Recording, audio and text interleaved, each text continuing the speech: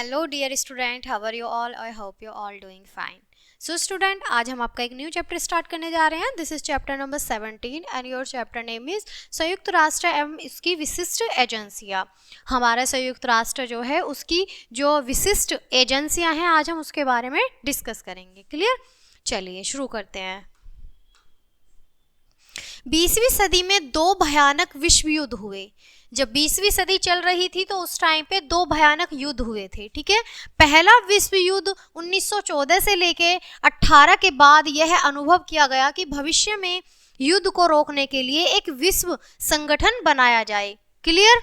इसके परिणाम स्वरूप 1920 ईस्वी में राष्ट्रीय संघ लीग ऑफ नेशन की स्थापना की गई थी। परंतु जब यह अपने उद्देश्य में सफल रहा, उसके बनने के 20 वर्ष के अंदर द्वितीय विश्व युद्ध शुरू हो गया, यानी दूसरा विश्व युद्ध जो था वो स्टार्ट हो गया। 1939 से लेके 45 तक छिड़ गया, यानी उस दौरान तक चला। इसके कारण पूरे विश्व में जान माल की भारी क्षति हुई। इसने विश्व के देशों को पुनः एक अधिक शक्तिशाली अंतर्राष्ट्रीय संगठन बनाने के लिए प्रेरित किया, जो विश्व में शांति एवं सुरक्षा स्थापित कर सके। अतः युद्ध के पश्चात कुछ नेताओं जैसे संयुक्त राज्य अमेरिका के फ्रैंकलिन रूजवेल्ट, ब्रिटेन के विंस्टन चर्चिल और सोवियत संघ के जोसेफ स्टालिन ने राष्ट्रों का आह्वान किया कि भावी युद्ध को समाप्त करने का प्रयास किया जाए और मानवता के लिए कार्य किया जाए। इस आह्वान के परिणाम स्वरूप विश्व के 50 राष्ट्रों के प्रतिनिधि 25 अप्रैल से 26 जून 1945 तक अमेरिका की सैन फ्रांसिस्को में एक नए विश्व संगठन संयुक्त राष्ट्र का चार्टर या नियमावली बनाने हेतु एकत्र हुए। संयुक्त राष्ट्र के चार्टर पर भारत सहित 50 देशों ने 26 जून 1945 को हस्ताक्षर किए। ओके, पोलैंड ने इस बार बाद में हस्ताक्षर किए और वह मूल सदस्य राज्यों में एक राज्य बन गया। संयुक्त राष्ट्र औपचारिक रूप से 25 अक्टूबर 1945 को अस्तित्व में आया। जब सदस्य राष्ट्रों ने उसके चार्टर की पुष्टि की तब वे 24 अक्टूबर के प्रतिवर्ष संयुक्त राष्ट्र दिवस के रूप में मनाया जाता है। क्लियर बच्चों? संयुक्त राष्ट्र के सदस्यों ने यह प्रस्तावना पारित किया कि वे विश्व शांति, मानवाधिकार, सामाजिक एवं आर्थिक विकास के लिए प्रयास करते रहेंगे। आज संयुक्त राष्ट्र विश्व का सबसे बड़ा अंतर्राष्ट्रीय संगठन है और यह तीसरे विश्व युद्ध को रोकने और विश्व में शांति स्थापित करने के लिए एकमात्र विश्व संगठन है। क्लियर बच्चों? आगे बढ़ते हैं। आज संयुक्त राष्ट्र के 193 सदस्य देश हैं। इसका मुख्यालय संयुक्त राज्य अमेरिका के न्यूयॉर्क शहर में है। क्लियर? यहाँ एक पिक्चर दी गई है, आप देख पा रहे हैं। संयुक्त राष्ट्र के उद्देश्य चार्टर के अनुसार संयुक्त राष्ट्र के मुख्य उद्देश्य हैं। कौन कौन से हैं बच्चों? नंबर 1 पर है अंतर्राष्ट्रीय शांति एवं सुरक्षा बनाए रखना। सेकंड है राष्ट्रों के बीच मैत्री संबंध विकसित करना। तीसरा है बच्चों अंतर्राष्ट्रीय आर्थिक, सामाजिक, संस्कृति और मानवीय समस्याओं को हल करने में सहयोग देना। फोर्थ है मानवाधिकार तथा बुनियादी स्वतंत्रताओं के प्रति सम्मान बढ़ाना। 5 है इन देशों के कार्यकलापों में उपयुक्त लक्ष्यों को प्राप्त करने के लिए सामंजस्य बनाने हेतु एक मंच प्रदान करना। क्लियर? आगे बढ़ते हैं बच्चों। अब देखते हैं संयुक्त राष्ट्र के सिद्धांत। क्लियर? चार्टर संयुक्त राष्ट्र सदस्यों के लिए निश्चित सिद्धांतों का उल्लेख करता है। प्रत्येक सदस्य से अपेक्षा की जाती है कि इन सिद्धांतों का पालन करेगा। इन सिद्धांतों में से कुछ यहाँ पर है। कौन कौन से हैं बच्चों? वो दूसरे देशों के साथ अपने विवादों को शांतिपूर्ण ढंग से सुलझाना। क्लियर? अन्य किसी राज्य के विरुद्ध बल प्रयोग या धमकी से परहेज करना। क्लियर है? आक्रमण देश के विरुद्ध किसी भी कार्यवाही में संयुक्त राष्ट्र की हर प्रकार से सहायता करना। क्लियर? चार्टर में निहित दायित्वों को निष्ठापूर्वक पूरा करना। क्लियर है? संक्षेप में संयुक्त राष्ट्र दो प्रमुख भूमिकाएं निभाता है। एक तो युद्ध को रोकना और दूसरा मानव कल्याण का विकास करना। यह अंतर्राष्ट्रीय सहयोग और शांतिपूर्ण सहअस्तित्व का प्रतीक है। क्लियर बच्चों? संयुक्त राष्ट्र के अंग part of the United national charter के अंतर्गत राष्ट्र के 6 अंग होते हैं। महासभा, सुरक्षा परिषद, आर्थिक और सामाजिक परिषद, न्याय परिषद, अंतर्राष्ट्रीय न्यायालय तथा सचिवालय। क्लियर बच्चों? अब आप यहाँ देखेंगे एक महासभा का पिक्चर दी गई है, चित्र दिया गया है। ओके, यहाँ पर अब बात करते हैं महासभा की, जनरल असेंबली जिसे कहा जाता है बच्चों इंग्लिश में। क्लियर है? महासभा में सभी सदस्य राष्ट्रों का प्रतिनिधित्व होता है, जिसे प्रत्येक के पास मत का अधिकार है। यद्यपि एक सदस्य राष्ट्र अधिकतम 5 प्रतिनिधियों को भेज सकता है। यह संयुक्त राष्ट्र का विचार विमर्श करने वाला अंग है। इसके मुख्य कार्य यहाँ हैं। कौन कौन से कार्य हैं बच्चों? वो है अन्य अंगों की शक्तियों और कार्यों पर चर्चा करना। सेकंड है सुरक्षा परिषद के 10 अस्थायी सदस्यों को चुनना। क्लियर है? तीसरा है अंतरराष्ट्रीय न्यायालयों के न्यायाधीशों को चुनना। फोर्थ है नए सदस्यों को प्रवेश देना तथा महासचिव को नियुक्त करना, जो सचिवालय को नियंत्रित करता है। क्लियर है बच्चों?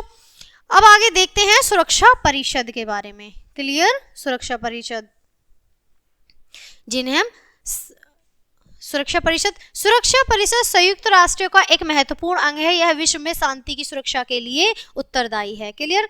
सुरक्षा परिषद के 15 सदस्य हैं, जिनमें से 5 स्थायी सदस्य हैं और 10 महासभा द्वारा चुने जाते हैं। 5 स्थायी सदस्य अमेरिका, ब्रिटेन, रूस, चीन और फ्रांस हैं। 10 स्थायी सदस्यों निर्वाचन महासभा द्वारा 2 वर्षों के लिए किया जाता है, जो तुरंत पुनर्निर्वाचन के योग्य नहीं होते। सुरक्षा परिषद के प्रत्येक सदस्य के पास एक मत का अधिकार होता है। महत्वपूर्ण विषयों पर निर्णय के लिए सभी स्थायी सदस्यों के मत आवश्यक है। अपनी असहमति को प्रकट करने के लिए किसी भी स्थायी सदस्य द्वारा वीटो का प्रयोग करने पर कोई निर्णय नहीं किया जा सकता है। बच्चों आप देख सकते हैं सुरक्षा परिषद की यहाँ एक पिक्चर दिखाई गई है, आप देख पा रहे हैं इस तरह की सुरक्षा परिषद होती है। क्लियर? आगे बढ़ते हैं।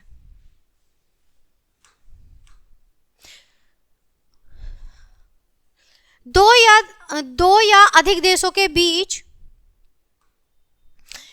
युद्ध होना अथवा विश्व शांति के लिए खतरा उत्पन्न होने पर सुरक्षा परिषद के पास शांति और सुरक्षा को पुनर्स्थापित करने के लिए कोई भी आवश्यक कदम उठाने का अधिकार है। क्लियर है? अब नेक्स्ट है थर्ड पॉइंट में हमारा आर्थिक और सामाजिक परिषद। आर्थिक और सामाजिक परिषद संयुक्त राष्ट्र की कल्याणकारी परिषद है, जो संयुक्त राष्ट्र और उसकी विशिष्ट संस्थाओं एवं संगठनों की आर्थिक और सामाजिक गतिविधियों के बीच समन्वय स्थापित करती है। इसके 54 सदस्य देश हैं। प्रति वर्ष महासभा 3 वर्ष के लिए 18 सदस्यों का चुनाव करती है। निर्णय बहुमत से लिए जाते हैं। यह अधिक समृद्ध, स्थिर और न्यायपूर्ण विश्व का निर्माण करना चाहती है। क्लियर है बच्चों? यह अंतर्राष्ट्रीय आर्थिक, सामाजिक, सांस्कृतिक, शैक्षिक, स्वास्थ्य संबंधी विषयों और मानवाधिकारों तथा बुनियादी स्वतंत्रता के विषयों पर रिपोर्टों का अध्ययन करके सिफारिशें करती है। ठीक है? यह बड़े अंतर्राष्ट्रीय सम्मेलनों का आयोजन करती है और इन विषयों पर महासभा को सौंपने के लिए प्रारूप तैयार करती है। क्लियर है बच्चों? बात करेंगे न्याय परिषद की। संयुक्त राष्ट्र की न्याय परिषद ऐसे पराधीन लोगों का रक्षक कहा जाता है जो अभी तक स्वयं सरकार चलाने योग्य नहीं है। ऐसे क्षेत्रों का प्रशासन सदस्य राज्यों द्वारा न्यास परिषद व्यवस्था के अंतर्गत किया जाता है। चार्ट में यह प्रावधान है कि जब तक न्यास क्षेत्र स्वयं सरकार चलाने योग्य नहीं हो जाते, तब तक प्रशासन चलाने वाले सदस्य राज्यों को ऐसे क्षेत्रों के बहुमुखी विकास, हितों की रक्षा और सुरक्षा के कुछ दायित्व स्वीकार करने होते हैं। 1994 ईस्वी में न्यास परिषद के अंतर्गत अंतिम न्यास क्षेत्र पलाऊ के स्वतंत्र हो जाने पर इसका कार्य पूरा हो चुका है। आप देख सकते हैं यहाँ एक पिक्चर दी गई है, ये न्याय परिषद की है, न्यास की। ठीक है? अंतरराष्ट्रीय न्यायालय, बात करेंगे अंतरराष्ट्रीय न्यायालय की। क्लियर?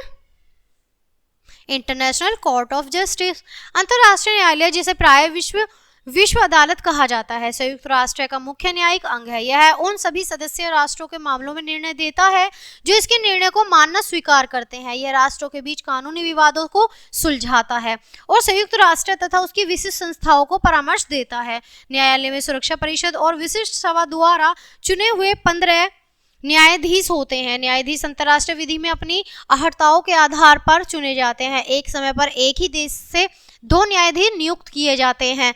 नियुक्त किए जा सकते हैं। न्यायाधीशों का कार्यकाल 9 वर्ष का होता है। अंतर्राष्ट्रीय न्यायालय हैग, नीदरलैंड में स्थित है।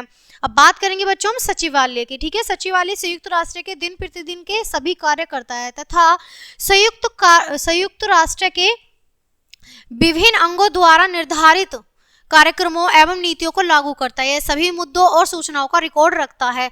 इसका मुख्यालय न्यूयॉर्क में है। अरबी, चीनी, अंग्रेजी, फ्रेंच, रूसी और स्पेनिश संयुक्त राष्ट्र की 6 आधिकारिक भाषाएं हैं इसमें, ठीक है। इसका मुख्य प्रशासनिक अधिकारी महासचिव होता है। इसकी नियुक्ति सुरक्षा परिषद की सिफारिश पर महासभा द्वारा 5 वर्षों के लिए की जाती है।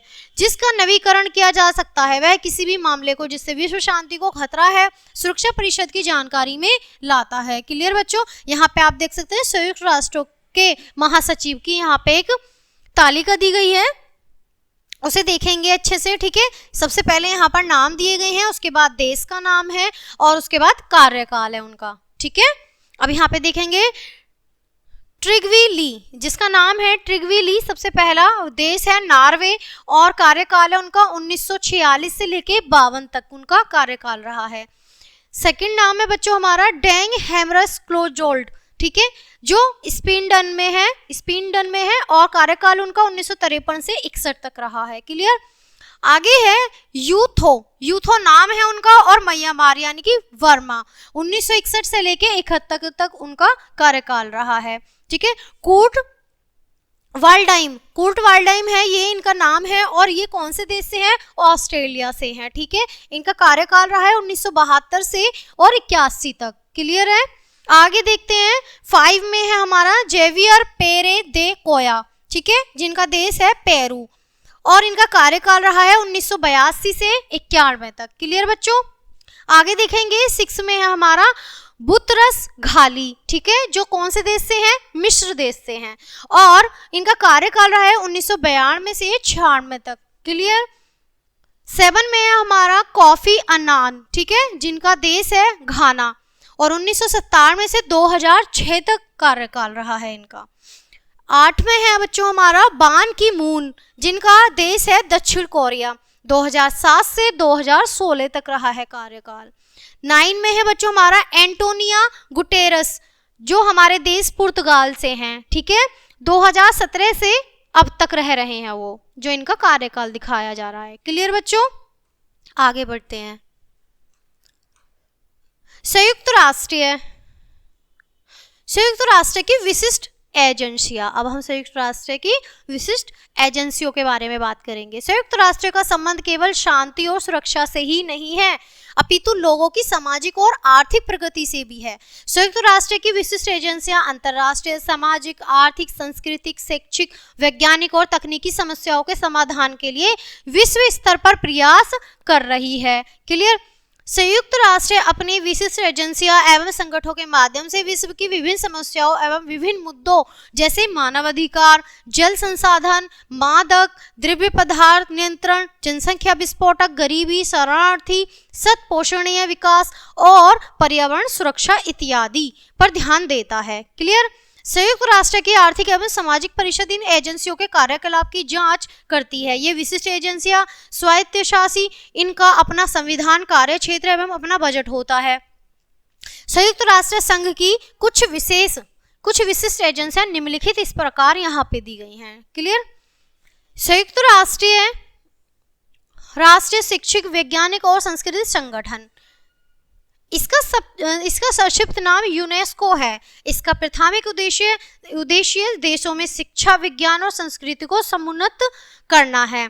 यह निरक्षरता उन्मूलन, वैज्ञानिक ज्ञान, विज्ञान के प्रसार और देशों के बीच संस्कृति आदान प्रदान को प्रोत्साहित करने में सहायक होता है। इसकी स्थापना सन 1946 में हुई थी। इसका मुख्यालय पेरिस में है। यूनेस्को ने विश्व की श्रेष्ठ कृतियों के अनुवाद का प्रबंध किया है। इस विभिन्न देशों के संगीत कला, चित्रकला, मूर्ति कला और नाटक कला संबंधी ज्ञान के आदान प्रदान को संभव बनाया है। यह अपने सदस्य देशों की आर्थिक और तकनीकी सहायता करता है, जिसको ये देश अपना शैक्षिक, विज्ञान और संस्कृति विकास कर सके। आप देख सकते हैं यूनेस्को का ये एक चित्र दिया गया है। क्लियर। आगे बढ़ते हैं। 70 से अधिक देश यूनेस्को के सदस्य हैं। इसका शीर्षक अधिकारी महानिदेशक होता है। क्लियर बच्चों। आगे बढ़ते हैं।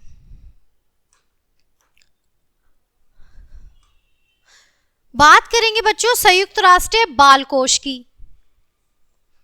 संयुक्त राष्ट्र ने सन 1946 में अंतर्राष्ट्रीय बाल आपात कोष की स्थापना एक स्थायी एजेंसी के रूप में द्वितीय विश्व युद्ध में प्रभावित देशों के बच्चों को आपातकालीन सहायता देने के लिए की थी। अब यह एक स्थायी संस्था है और इसे संयुक्त राष्ट्र बाल कोष कहा जाता है। क्लियर? यह संयुक्त राष्ट्र की एकमात्र संस्था है जो सिर्फ बच्चों एवं महिलाओं के प्रति समर्पित है, विशेषकर विकासशील देशों में है ये, जिस देश में विकास हो रहा है। आप देख सकते हैं यहाँ एक पिक्चर दी गई है यूनिसेफ की। ठीक है, यूनिसेफ को अपना अधिकांश धन सरकारी, गैर सरकारी संस्थाओं तथा व्यक्तिगत दान से मिलता है। कुछ राशि यूनिसेफ के ग्रीटिंग कार्डों की बिक्री से भी आती है जो पूरे देश में लोकप्रिय हो चुके हैं। इसके बजट का 90% से अधिक धन स्वास्थ्य, शिक्षा, पोषण, जल और सफाई संबंधी कार्यक्रमों पर खर्च किया जाता है। यह संस्था गर्भावस्था एवं जनोपरांत जच्चा बच्चा की देखभाल करने तथा लड़कियों के प्रति भेदभाव को मिटाने में जुटी हुई है। क्लियर बच्चों? वर्तमान में यूनिसेफ की गतिविधियां 161 देशों में फैली हैं। इसका शीर्ष अधिकारी कार्यकारी निर्देशक होता है और इसका मुख्यालय न्यूयॉर्क, अमेरिका में स्थित है। इसे सन 1965 में नोबेल पुरस्कार दिया गया था। क्लियर बच्चों? आगे बढ़ते हैं। आगे हमारा विश्व स्वास्थ्य संगठन, आप देख सकते हैं यहाँ एक पिक्चर भी दी गई है जो WHO की है। ठीक है,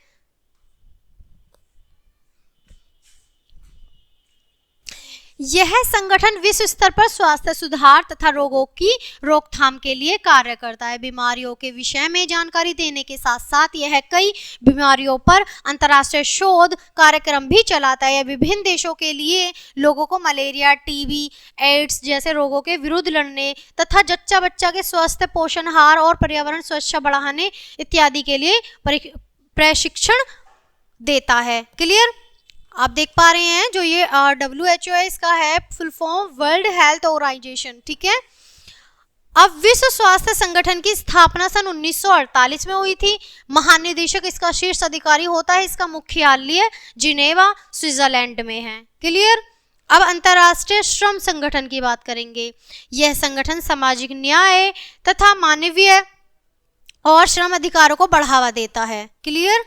आप देखेंगे इंटरनेशनल लेबर ऑर्गेनाइजेशन। ठीक है, यह संगठन सरकार, श्रमिकों और प्रबंधकों को एक मंच पर लाकर उन्हें न्यूनतम अंतर्राष्ट्रीय मानदंडों को स्वीकार करने के लिए प्रोत्साहित करता है। यह मानवाधिकार, संघ बनाने की स्वतंत्रता, वेतन, कार्य के घंटे, विभिन्न श्रेणी के मजदूरों की कार्य स्थिति, मजदूरों को क्षतिपूर्ति, दुर्घटना और बुढ़ापे जैसे विषयों पर श्रमिक सम्मेलन आयोजित करता है। बच्चों आगे देखते हैं, यहाँ पर एक चित्र है ILO।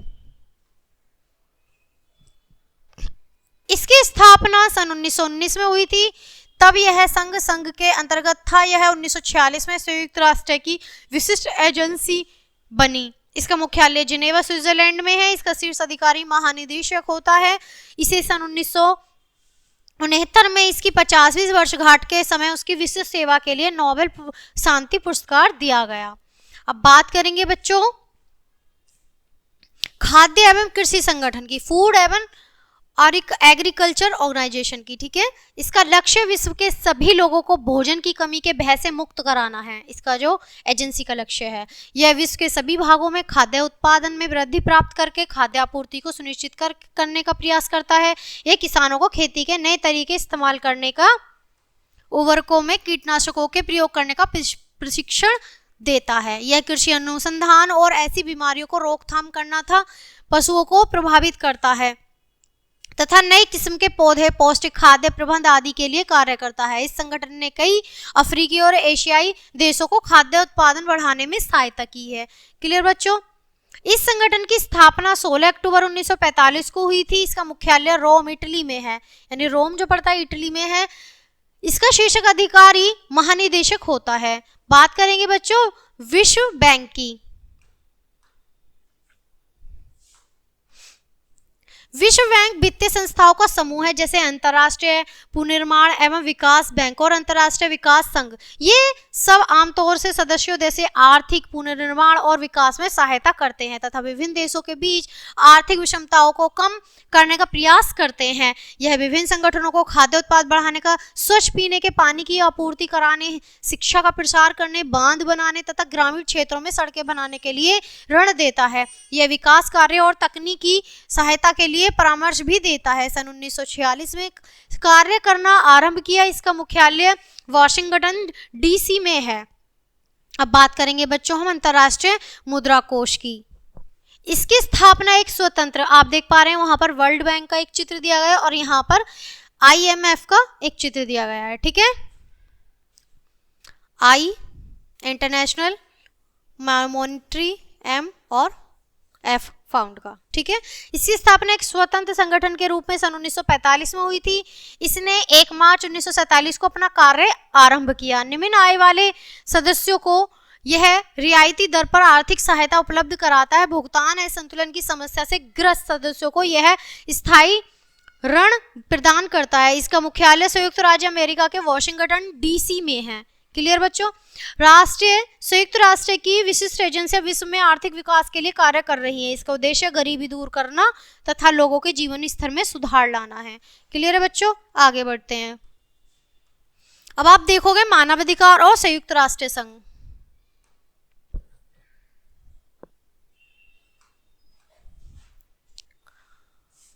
संयुक्त राष्ट्र द्वारा मानवाधिकारों की सार्वजनिक घोषणा को 10 दिसंबर 1946 को अंगीकृत किया गया और तभी से विश्व भर में 10 दिसंबर को मानवाधिकार के दिवस के रूप में मनाया जाता है। क्लियर, संयुक्त राष्ट्र मानवाधिकार घोषणा पत्र विश्व स्तर पर लागू किए जाने की दृष्टि से राजनीति, आर्थिक, सामाजिक और विकासात्मक अधिकारों से संबंधित मानवाधिकारों की एक सार्वभौमिक विस्तृत सूची उपलब्ध कराता है। मानवाधिकारों को संयुक्त राष्ट्र मानवाधिकार के एकल प्रलेख में संग्रहित किया गया है।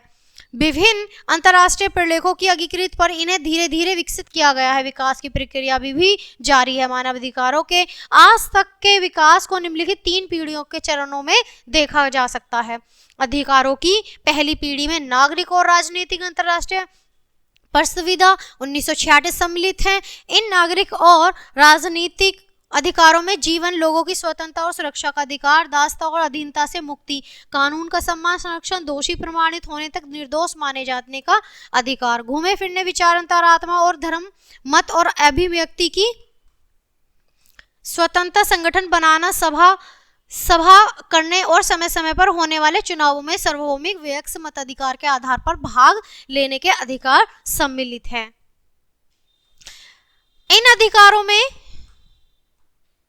दूसरी पीढ़ी, अब बच्चों बात करेंगे हम दूसरी पीढ़ी की। आर्थिक, सामाजिक और सांस्कृतिक अधिकारों को अंतर्राष्ट्रीय प्रविधा 1966 में उल्लिखित किया गया है। इन अधिकारों में सामाजिक सुरक्षा, काम पाने, विश्राम और अवकाश, जीवन यापन का समुचित स्तर, शिक्षा और समुदाय की सांस्कृतिक गतिविधियों में भाग लेने के अधिकार सम्मिलित करना। क्लियर, तीसरी पीढ़ी यहाँ पर दी गई है बच्चों। सभी प्रकार के सामाजिक विभेद उन्मूलन पर अंतर्राष्ट्रीय सम्मेलन 1969, प्रताड़ना एवं अन्य क्रूर व्यवहार एवं दंड के विरुद्ध सम्मेलन 1987 तथा बच्चों के अधिकार पर सम्मेलन 1990 में उल्लेखित है। इनका उद्देश्य हर प्रकार के भेदभाव को मिटाना, प्रताड़ना एवं क्रूरता को प्रतिबंधित करना तथा सभी बच्चों के सर्वांगीण विकास और सुरक्षा को सुनिश्चित करना है। संयुक्त राष्ट्र मानवाधिकार घोषणा दोनों प्रतिविधाओं और प्रलेखों में एक साथ मिलाकर अंतर्राष्ट्रीय अधिकार पत्र कहा जाता है। भारत सरकार द्वारा इन सब की पुष्टि की जा चुकी है। संयुक्त राष्ट्र मानवाधिकार घोषणा का प्रभाव भारतीय संविधान पर स्पष्ट रूप से देखा जा सकता है। हमारे संविधान ने संयुक्त राष्ट्र मानवाधिकार के कई प्रावधानों को समाहित किया है। यह संविधान की प्रस्तावना मौलिक अधिकारों और राज्यों के नीति निर्देश सिद्धांतों में पर्याप्त रूप से दिखाई देता है बच्चों। अब बच्चों शुरू होता है स्मरण तथ्य। अब तक हमने अपने पाठ में क्या पढ़ा, आइए एक नजर डाल लेते हैं।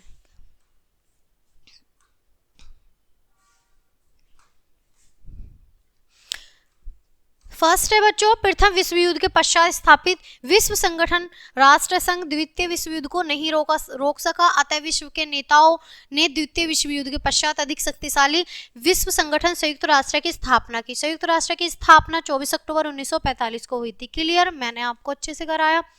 सेकेंड पॉइंट में है संयुक्त राष्ट्र के मुख्य उद्देश्य विश्व में शांति बनाए रखना और विश्व में सामाजिक एवं आर्थिक विकास करना है। नेक्स्ट है बच्चों, इसमें संयुक्त राष्ट्र अपनी विशिष्ट एजेंसियों द्वारा विश्व के लोगों के कल्याण के लिए कार्यरत है, यानी वो उसके लिए कार्य करता है। क्लियर, नेक्स्ट है बच्चों, संयुक्त राष्ट्र की कुछ विशिष्ट एजेंसियां, UNESCO, UNICEF, WHO, ILO, FAO, फाओ तथा विश्व बैंक हैं। क्लियर बच्चों।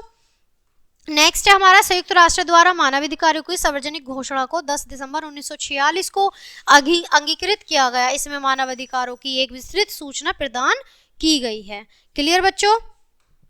आई होप आपको चैप्टर अच्छे से समझ आया होगा। ये आपकी लास्ट बुक का लास्ट चैप्टर है। सो बच्चों मैं लेती हूँ आपसे विदा, मिलते हैं आपसे नेक्स्ट चैप्टर में नेक्स्ट वीडियो के साथ। अब तक के लिए bye and thanks for watching.